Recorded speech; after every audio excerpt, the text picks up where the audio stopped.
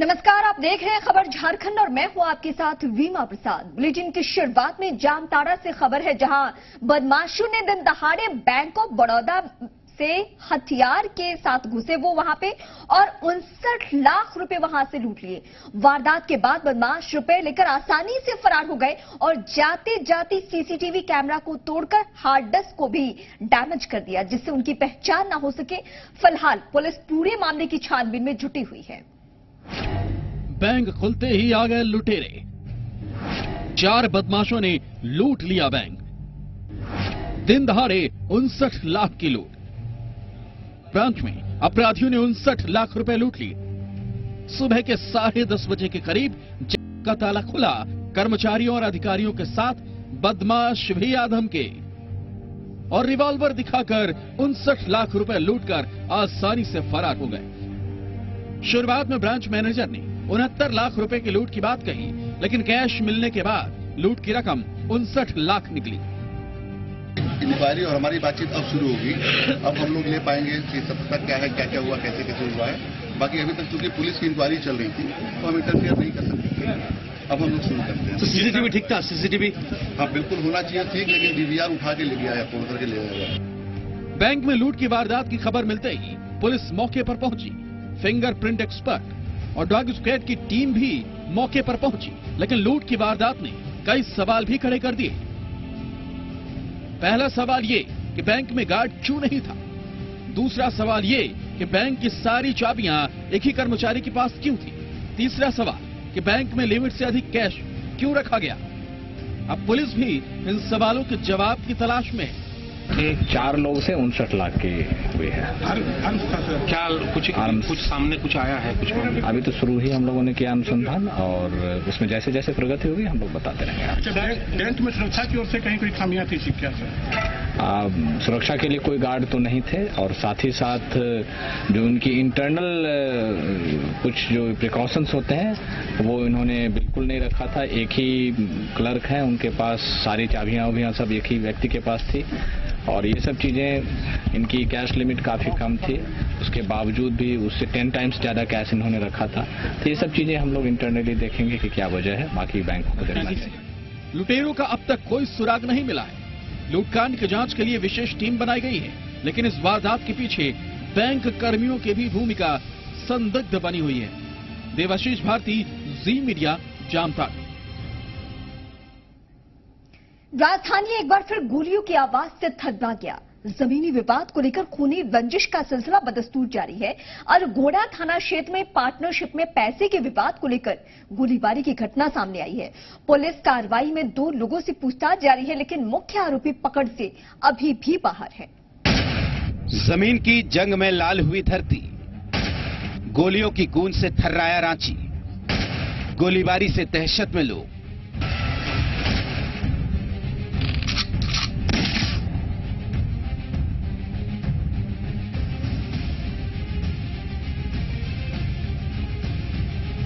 राजधानी रांची में जमीन की जंग ने गोलीकांड की शक्ल ली। अरगोड़ा थाना क्षेत्र के पौष इलाके अशोकनगर में अपराधियों ने काशीनाथ महतो को शाम 7 बजे 3 गोली मारी। घटना के वक्त काशीनाथ महतो अपने बेटे को ट्यूशन से घर ले जाने के लिए आए थे। घायल काशीनाथ अस्पताल में जिंदगी और मौत से लड़ रहा है। घटना से आक्रोशित परिवार वालों ने कई घंटे तक थाने में हंगामा किया और आरोपी बली साहू की गिरफ्तारी की मांग की।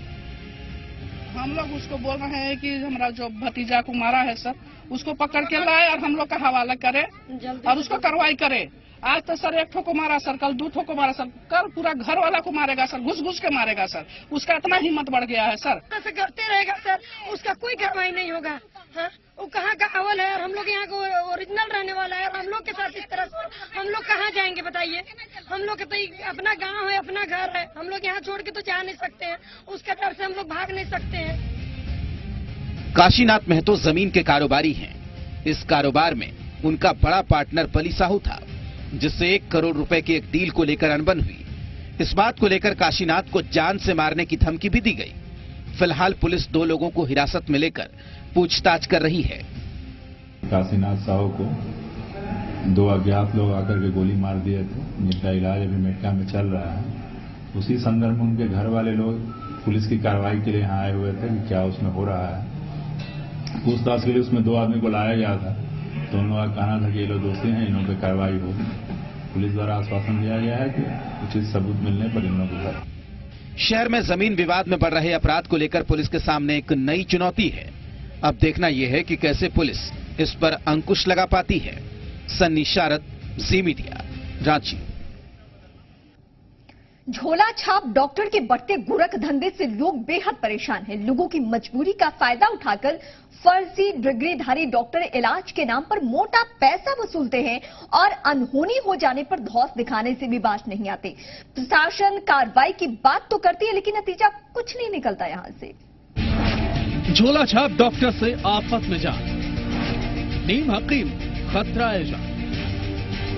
घटना चतरा की ईटखोरी प्रखंड की है, जहां झोला छाप डॉक्टर जितेंद्र की लापरवाही ने महिला की जान ले ली।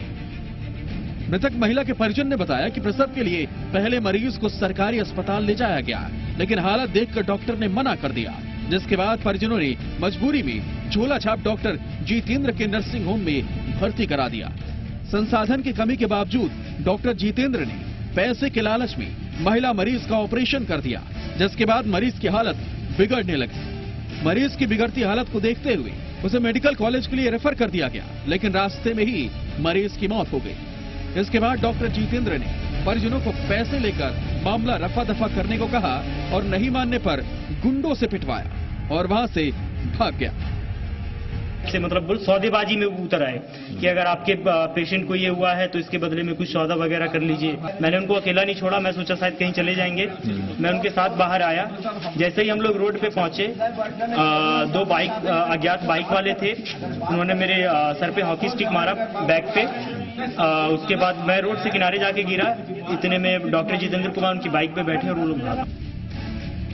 घटना से नाराज परिजन आरोपी डॉक्टर की गिरफ्तारी और मुआवजे की मांग को लेकर क्लिनिक पर डटे हुए हैं। आपको बता दें कि झोला छाप डॉक्टर ने जिला प्रशासन की आंखों में धूल झोंकने के लिए ग्रामीण चिकित्सक संघ के नाम से झारखंड के सभी जिलों में एक संगठन तैयार कर रखा है। वैसे पूरे जिले में झोला छाप डॉक्टर को देखने के लिए या उनको क्लिनिक को सील करने के लिए, विधिक सम्मत कार्रवाई करने के लिए हम लोगों ने 3 स्तर पर कमेटी का गठन किया है। ये लोग अपने क्षेत्र में, अपने जुरिस्डिक्शन में जितने भी झोला छाप डॉक्टर हैं, सबको जाकर के लोग कभी भी रैंडम चेक कर सकते हैं और यदि वो इलीगल प्रैक्टिस कर रहे हैं, झोला छाप हैं, तो उनको इमीडिएट सील करके विधि सम्मत कार्रवाई करें और कड़ी कार्रवाई करें। हालांकि इस घटना के सामने आने के बाद जिले का स्वास्थ्य महकमा हरकत में आ गया है और जिले के सिविल सर्जन के निर्देश के बाद सभी मुन्ना भाई डॉक्टरों पर नकेल कसने की तैयारी है। ये मामला मतलब अशोभनीय नहीं, महादंडनीय अपराध कहा जाए, इसे दंडनीय अपराध कहा जाए। लोगों पर एकदम कड़ी से कड़ी कार्रवाई होनी चाहिए। सवाल व्यवस्था से है कि जब भी कोई इस तरह की घटना सामने आती है, तभी कार्रवाई की बात क्यों की जाती है। जिले भर में अवैध तरीके से फर्जी डॉक्टर अपना धंधा चला रहे हैं, लेकिन उन पर शिकंजा कसने के बजाय किसी अनहोनी की आशंका के भरोसे क्यों बैठे होते हैं। संजीत कुमार, जी मीडिया, चतरा। लातेहार के गारो थाना क्षेत्र के भीतर पंडरा गांव में गुरुवार को पुलिस और प्रतिबंधित नक्सली संगठन भाकपा माओवादी के बीच 2 बार मुठभेड़ हुई, जिसमें 2 लाख का इनामी नक्सली सब जोनल कमांडर बिरबल मारा गया। बाद में सर्च अभियान के दौरान पुलिस को 315 बोर का पुलिस राइफल, 2 जिंदा बम, 90 गोली, 50 डेटोनेटर, कोडेक्स वायर, कई नक्सली साहित्य और उनके इस्तेमाल का सामान भी बरामद हुआ। मुठभेड़ में झारखंड जगुआर और जिला पुलिस के जवान शामिल थे। वहीं डीआईजी विपुल शुक्ला ने मुठभेड़ में शामिल एसपी और जवानों की हौसला अफजाई की और जवानों को रिवॉर्ड के रूप में नगद पुरस्कार भी दिया। तो ये एरिया कमांडर था, लेकिन इसको अभी हाल ही में एलिवेट करने की बात हम लोग को मालूम पड़ रही है सब जोनल में, और इसके ऊपर झारखंड सरकार के द्वारा 2 लाख रुपए का इनाम भी घोषित कर रखा गया। बरामदगी में इसकी एक लगता है 303 की एक राइफल मिली है, जो निश्चित रूप से पुलिस की ही है, वो हम लोग जांच करेंगे। इसके अलावा कई पिट्ठू हैं, कंबल है, बर्तन है, डेटोनेटर्स मिले हैं, आईडी मिला है, कुछ लाइव बॉम्ब्स भी मिले हैं। झारखंड के सीएम रघुवर दास ने ग्रामीण अर्थव्यवस्था और महिला सशक्तिकरण पर जोर दिया है। सीएम राज्य के अनगढ़ा स्थित 40वें केंद्रीय श्री रामकृष्ण किसान कृषि मेले का उद्घाटन करने पहुंचे थे। कृषि हमारी राज्य की आत्मा है। खेती हमारी संस्कृति और परंपरा का आधार है। हम थोड़ी विवेचना करें तो हमारे त्योहार, रीति रिवाज और खान पान, पूजा पद्धति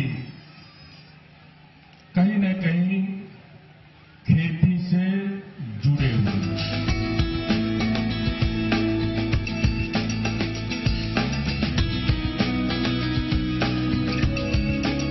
झारखंड सरकार किसानों के उत्थान के लिए केंद्र सरकार से कदम मिलाकर चल रही है। रांची के अनगढ़ा स्थित 40वें केंद्रीय श्री रामकृष्ण किसान मेले का उद्घाटन करने पहुंचे सीएम रघुवर दास। मेले में बड़ी तादाद में किसान पहुंचे हैं। मुख्यमंत्री ने कई किसानों को सम्मानित किया और कृषि विकास का संकल्प दोहराया। हर किसान को सिर्फ अपनी खेती नहीं, हमें खेती के साथ साथ जो है ग्रामीण अर्थव्यवस्था को मजबूत करने के लिए पशुपालन और तीसरा बागवानी और वन से जो उत्पादित उपज की ओर भी हमारा ध्यान है। सीएम ने आदिवासी और महिलाओं के विकास को लेकर चलाई जा रही योजनाओं का जिक्र किया और कहा कि जब तक आदिवासी और शोषितों का विकास नहीं होगा, बदलाव के लक्ष्य को पूरा नहीं किया जा सकेगा। तो हमारा आदिवासी समाज है, दलित समाज है, जो शोषित है, जो वंचित है, उनके जीवन में बदलाव नहीं आएगा तब तक ये भारत विश्व गुरु नहीं बन सकता। सौभाग्य से हमारे प्रधानमंत्री जी का भी नाम है नरेंद्र, और प्रधानमंत्री जी ने अनेक बार कह चुके हैं कि हमें स्वामी विवेकानंद का भारत बनाना। सीएम रघुवर दास ने कहा कि 31 मार्च तक 32,000 गांव में जहां 50% से ज्यादा आदिवासी हैं, वहां आदिवासी विकास समिति और जिस गांव में सभी वर्ग के लोग रह रहे हैं, वहां ग्राम विकास समिति का गठन किया जाए। 5 लाख तक का काम यही समिति करेगी। पैसे सीधे समिति के खाते में जाएंगे। 120 गांव में, हर गांव में जहां 50% से आदिवासी ज्यादा है, वहां आदिवासी विकास समिति, जहां 50% से कम है, वहां ग्राम विकास समिति, और उस विकास समिति में अध्यक्ष महिलाएं रहेंगी। 7 फरवरी को होने वाली कैबिनेट की बैठक में स्वामी विवेकानंद यूनिवर्सिटी का अनुमोदन होगा। कृषि मेले में बड़ी तादाद में किसान पहुंचे। यहां कई तरह के आधुनिक कृषि यंत्रों की प्रदर्शनी भी लगाई गई।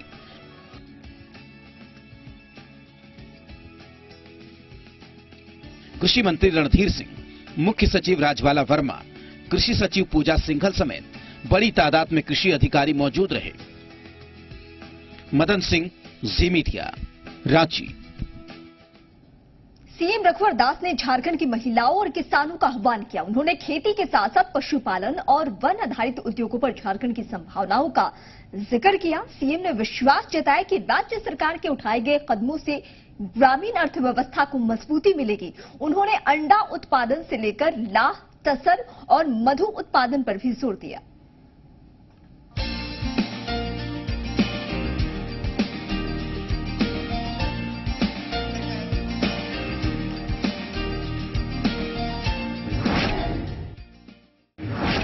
एक लाख रुपए का मुर्गी का सेट बनाए, 3 लाख रुपए का 400 चूजे का, और जो अंडा उत्पादन होगा उसकी भी मार्केट की व्यवस्था हमने की है।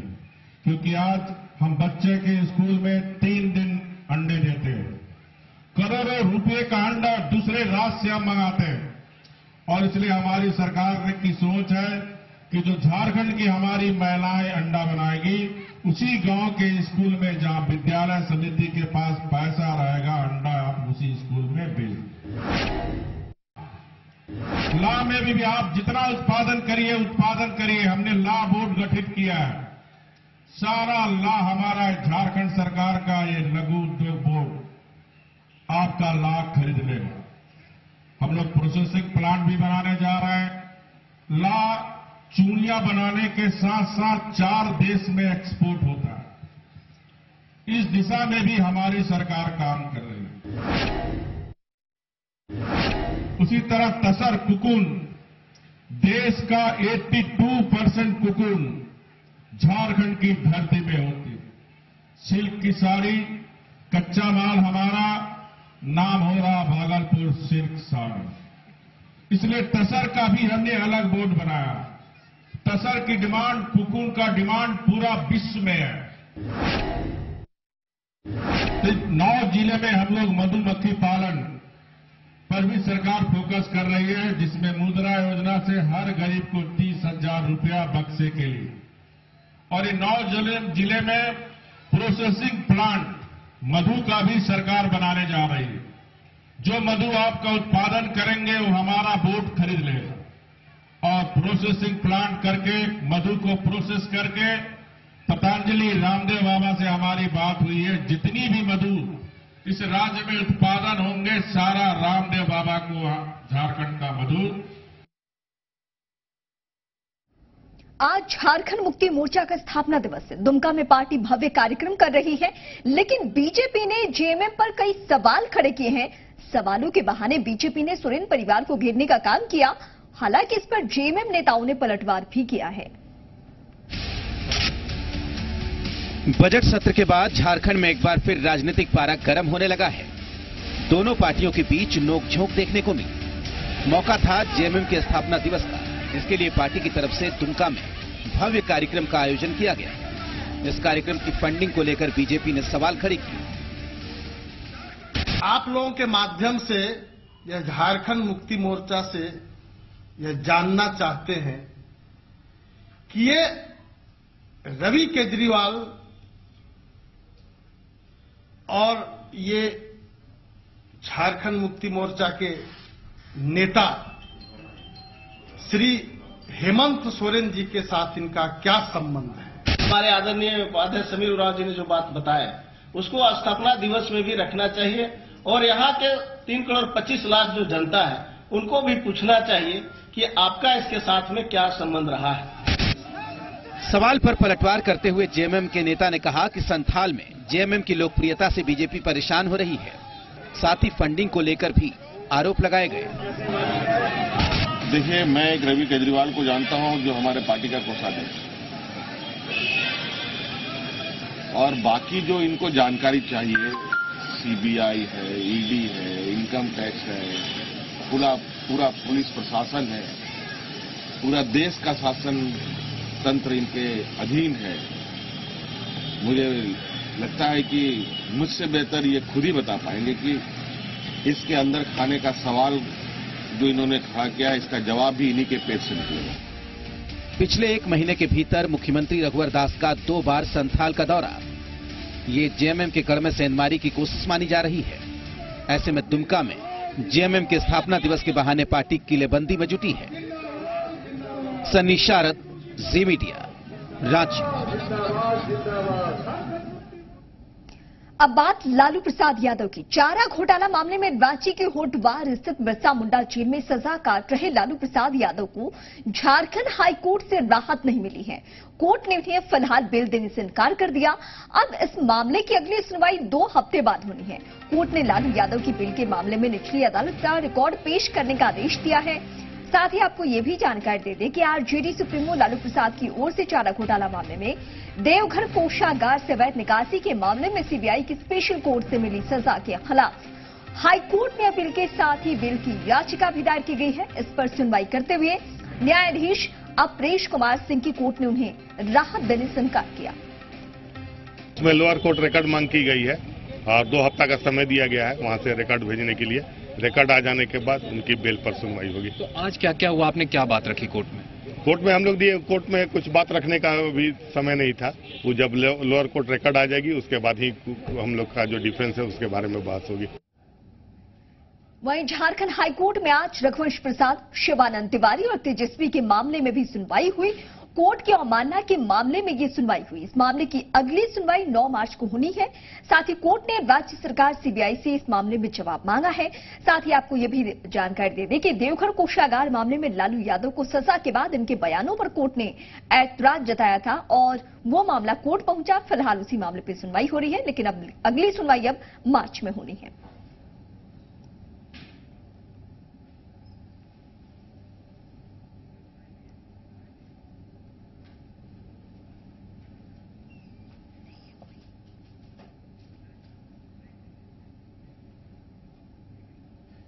यहां रुकेंगे ब्रेक के लिए। आगे देखिए, पश्चिम सिंहभूम की खदान के आसपास रहने वाले ग्रामीणों को रघुवर सरकार की मिलेगी सौगात।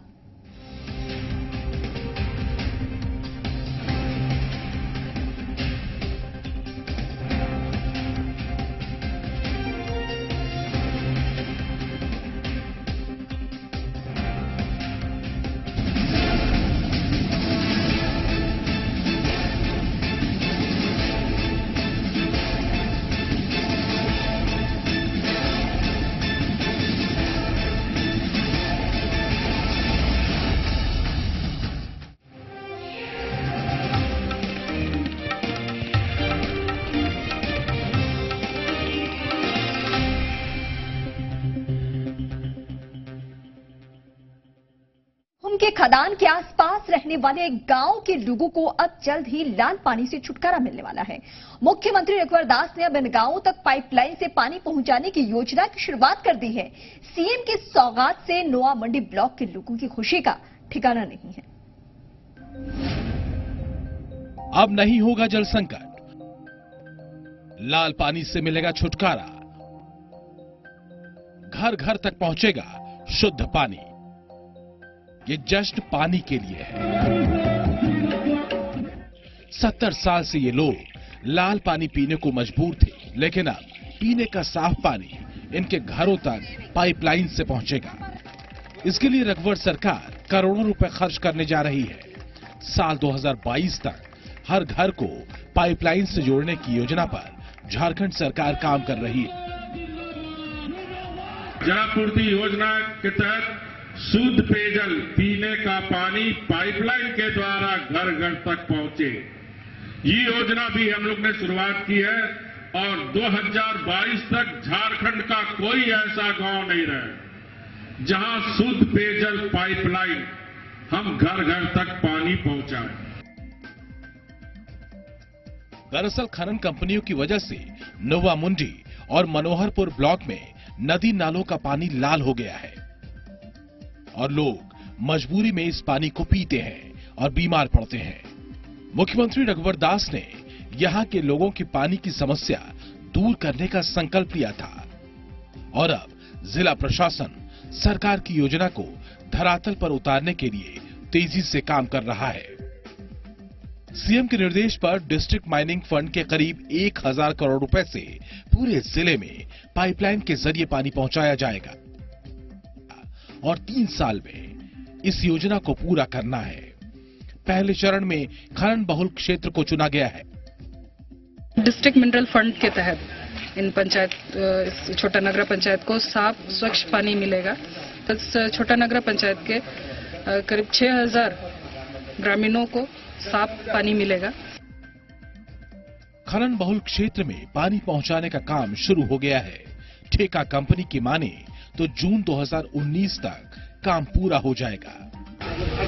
छोटा नगरा का जो पंचायत है उसमें 10 गांव है, उस 10 गांव में पाइप बिछेगी। किस नदी से ला रहे हैं आप ये वाटर? कोयना नदी है, मतलब 22 जून तक कंप्लीट हो जाएगा। ये 2 साल का है। आजादी के 70 साल बाद यहाँ के लोगों को उम्मीद है कि अब उन्हें लाल पानी से निजात मिल जाएगी। ऐसे में जश्न तो बनता है।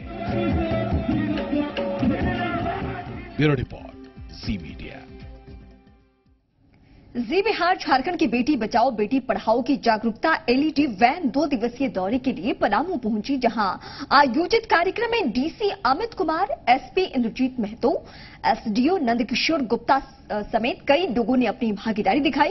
सैकड़ों की संख्या में मौजूद लोगों ने ऑनलाइन शपथ पत्र भरा और जी बिहार झारखंड की इस मुहिम की सभी ने सराहना की।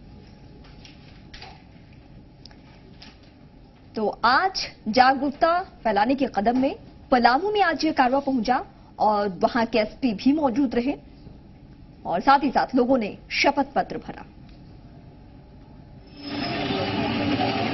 धन्यवाद देना चाहता हूं इस सराहनीय पहल के लिए कि जिसके लिए पूरा समाज और पूरा देश, पूरी सरकार लगी हुई है, क्योंकि जो बेटियों का महत्व है, महिलाओं का महत्व है और उनके जो एम्पावरमेंट के लिए प्रयास किए जा रहे हैं, तो उस पॉइंट ऑफ व्यू से ये बहुत जरूरी है कि सभी लोग इसको मिल करके एक जन आंदोलन के रूप में इसको देखें। तमाम जिला वासियों से अपील करता हूं कि जी मीडिया की इस मुहिम को जो है आप अपना समर्थन दें। मैंने भी समर्थन दिया है और इसको प्रचारित करें और बेटियों को उसका हक दें, बेटियों को सुरक्षा दें। बेटी बचाओ बेटी पढ़ाओ का जो जी न्यूज का एक मुहिम है, जो देश भर में एक बड़े पैमाने पे इस मुहिम को बढ़ाया जा रहा है, उसके लिए जी न्यूज और जी न्यूज के पूरे परिवार को कोटि कोटि बधाई इसलिए भी और बनता है कि इतने छोटे से शहर में जी पहुंच करके लोगों को जागरूक कर रहा है।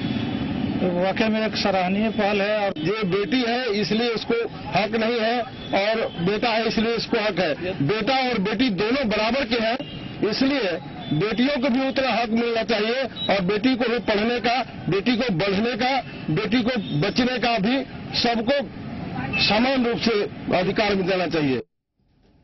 और इसी के साथ फिलहाल इस